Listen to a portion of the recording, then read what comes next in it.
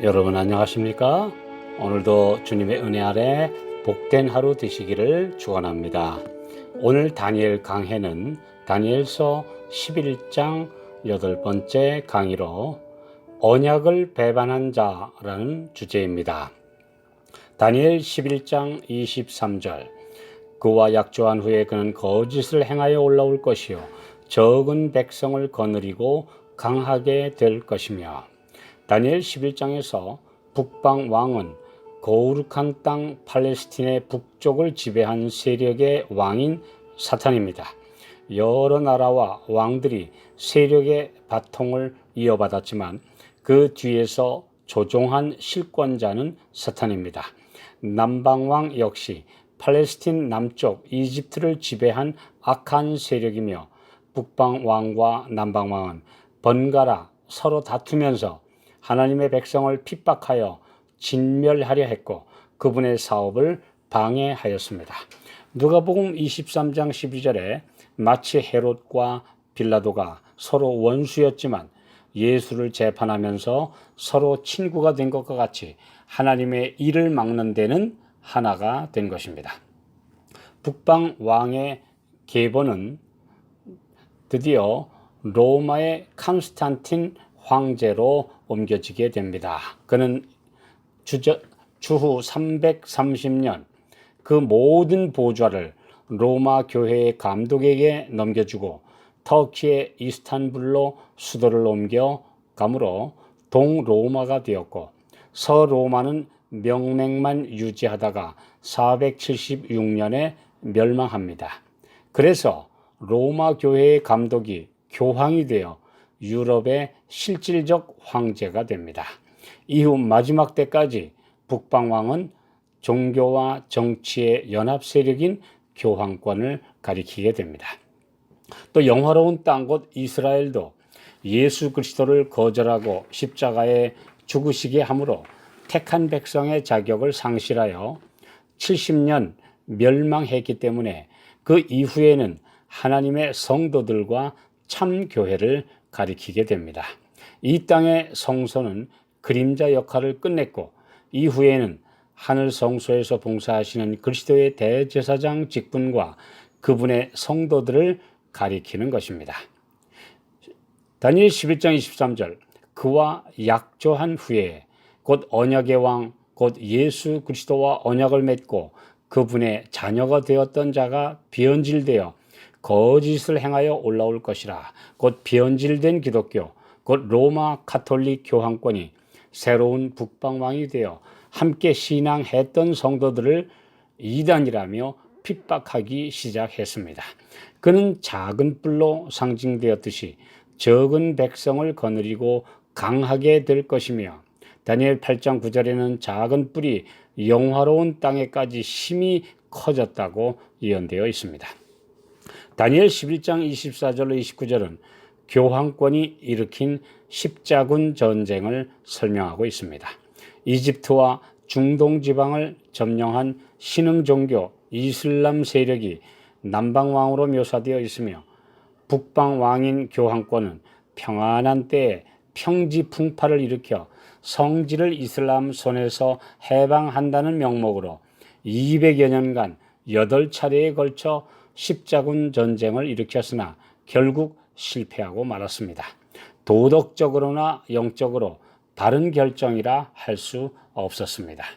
교황권은 모략을 베풀어 즉 거짓된 꾀를 써서 수많은 유럽의 젊은이들을 십자군으로 모집하였는데 즉 이 거룩한 전쟁에서 전사하면 모든 죄를 용서받아 천국에 들어간다고 약속했으며 이런 거짓 주장은 나중에 헌금을 바치면 죄를 사해 준다는 면죄부로까지 발전하게 되었습니다.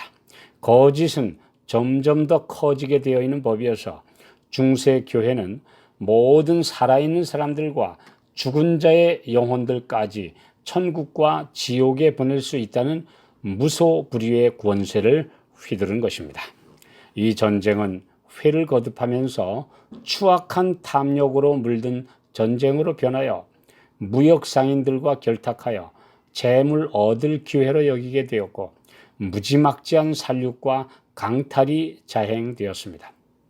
무슨 짓을 해도 다 신의 뜻이라며 정당하게 여겼고 어떤 죄든지 용서받는다는 교황의 말에 따라 십자군은 사실상 강도 집단처럼 변질되었으며 주민들에게 공포와 거부의 대상이 되었습니다. 이 교황권은 다니엘 11장 28절 거룩한 언약을 거스리며 임의로 행한 것입니다. 하나님의 백성들은 어떤 경우에도 폭력과 전쟁으로 상대를 괴멸시키겠다는 목표를 세워서는 안 됩니다. 하나님의 보호와 그분의 약속에 의지하는 것이 신앙의 기본 원칙이 되어야 합니다. 구약의 신정 통치 시대와 그리스도 이후의 신약 시대는 다른데 이제 더 이상 이 땅에 눈에 보이는 하나님 나라는 없기 때문입니다. 십자군 전쟁은 종교를 빙자한 폭력과 범죄가 난무하게 만들었습니다. 사실 이슬람이 알라신을 위하여라는 구호 아래 저지르는 테러와 폭력도 다 그때 십자군이 뿌린 씨의 열매라 할 수 있습니다.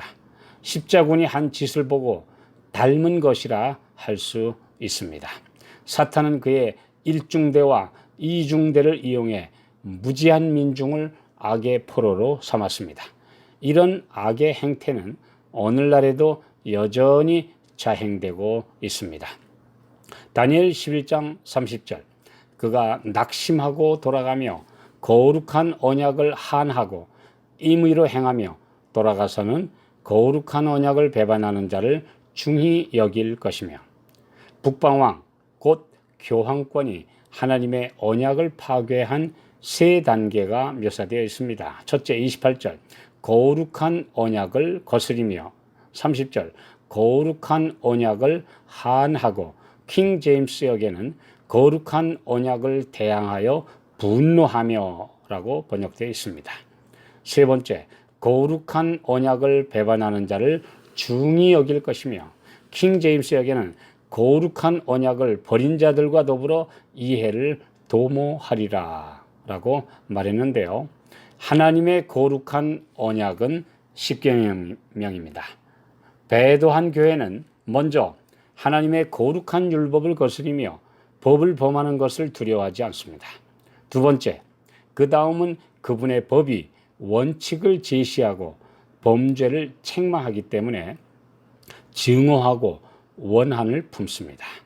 세 번째, 그 다음 그들은 하나님의 법을 버린 자들과 하나로 연합하여 자신들의 종교 연합체를 만듭니다. 이것이 중세 교황권이 저지른 배도입니다. 오늘날 다시 똑같은 배도가 반복되고 있습니다.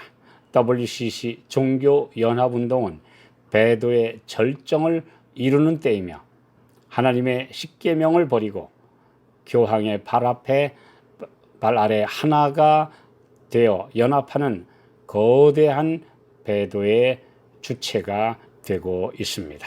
주의 심판이 가까움을 이제 확실하게 보여주는 마지막 때입니다. 거룩한 언약, 오늘 하나님께서 우리에게 주신 말씀의 십계명 그리고 믿음으로 이것을 순종하는 이 거룩한 약속 안에 들어가는 백성으로 서는 백성들이 끝까지 주님 안에 남아있는 신실한 백성입니다. 우리 모두 이 거룩한 남은 자손의 계보에 참여하게 되시기를 축원합니다.